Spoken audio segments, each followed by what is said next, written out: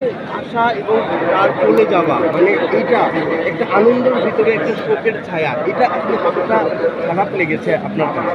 যে বললাম না একবার, কষ্ট এক কান্দে কষ্ট লাগে, কষ্টে বুকটা ফাইটটা থাকা, আরেক দিক দিয়ে আনন্দ লাগে। তার কারণ কি জানেন, স্বৈরাচার চাইছিল জিয়া পরিবারকে শেষ করা, আর জিয়া পরিবারকে শেষ করলে বিএনপি শেষ, কারণ স্বৈরাচারের সারে বাংলাদেশ হয়ে যাবে। কিন্তু স্বৈরা রাখে আল্লাহ মারে কে, মারে আল্লাহ রাখে কে।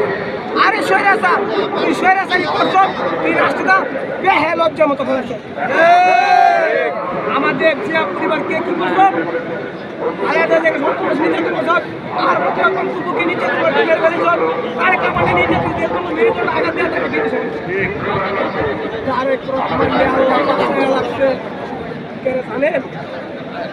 তারেক রহমানের জনগণের দোয়া আল্লাহ বাঁচায় রাখছে।